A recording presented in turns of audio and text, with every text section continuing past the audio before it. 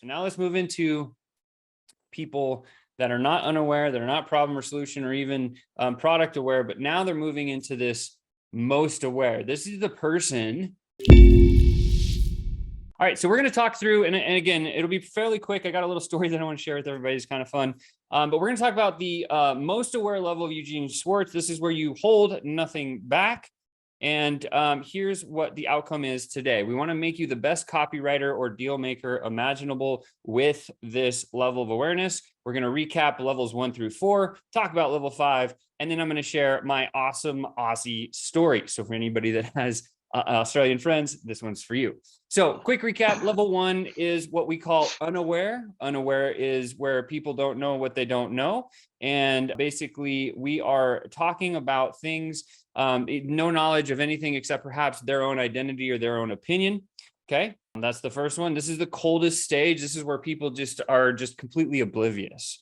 And so you never want to go to somebody that's completely oblivious and say, hey, here's this discount you can get on this cool thing. They're going to be like, well, what thing and why am I getting a discount for it, right? Like that's the type of unaware person because they just don't even know, right? So that's the coldest stage. And usually you'll get the best feedback from the coldest market.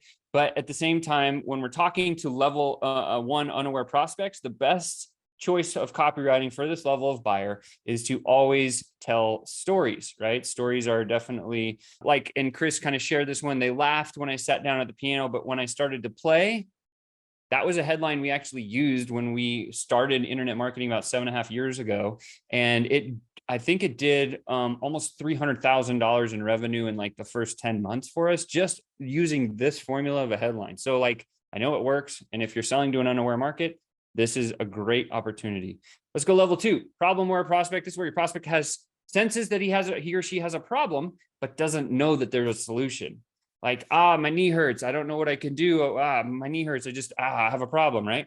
And the best choice to talk to level 2 people is, again, using either story leads. You can still start with stories and go there, or you can use proclamation leads. This is where you make this big proclamation like, your knee will never hurt again if you take this special ointment, right? Or whatever. So this one is read this or die. It's a huge proclamation saying, oh my God, like if I don't read that, I'm going to die. Like that's crazy. That's a proclamation lead. This will capture people's attention. This is typically where, the pattern interrupt occurs. Everybody's heard the term pattern interrupt. This is a big pattern interrupt. The level 2 problem, who are they? They are the people that just have no hope and they just worry. They're just worried about any one thing or another.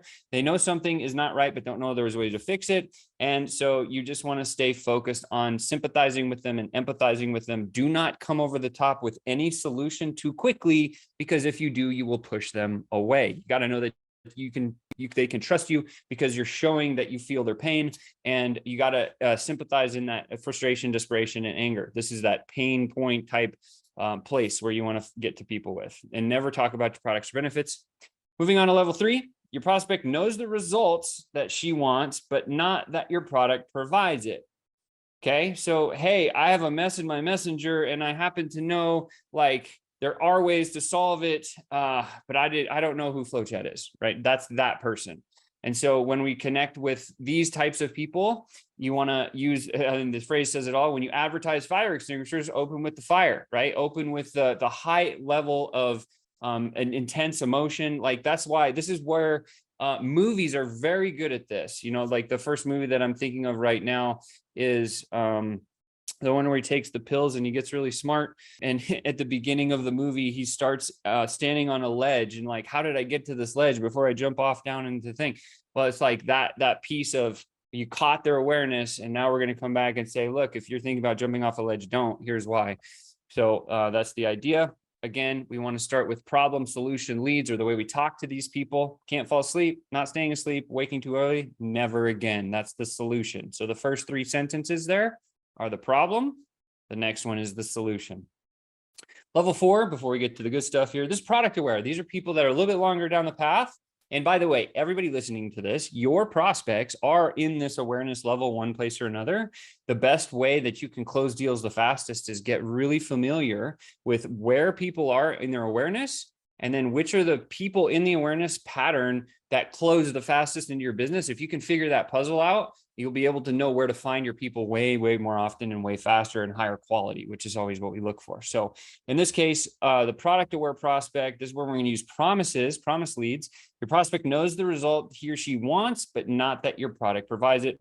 And again, here's an example using a promise. Get a Hollywood smile in 3 days. Hollywood smile in 3 days is the Hollywood smile is the promise.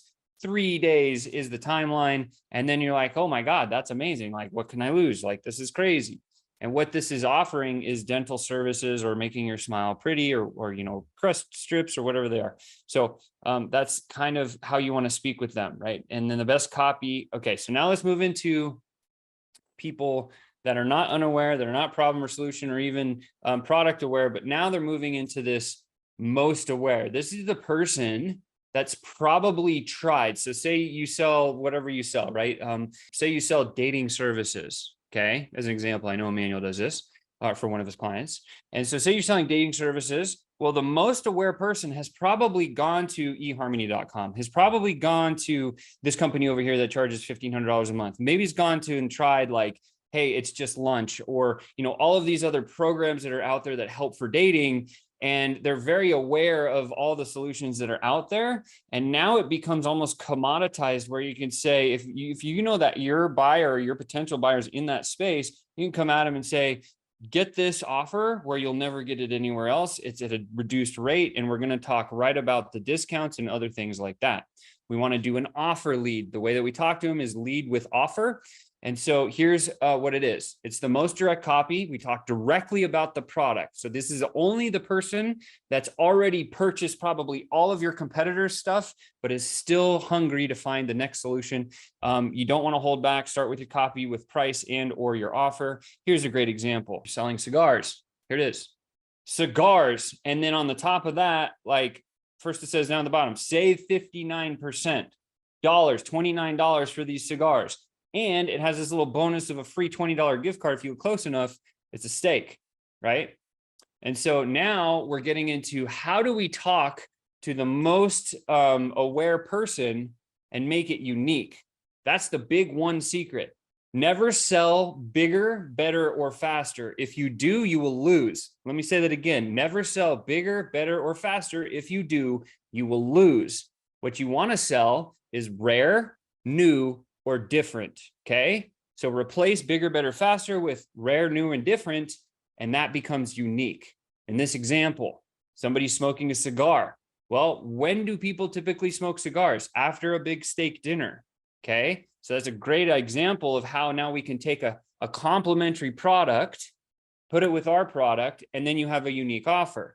Your offer plus something complementary equals unique, okay? So if we're talking about offer creation, this is helpful.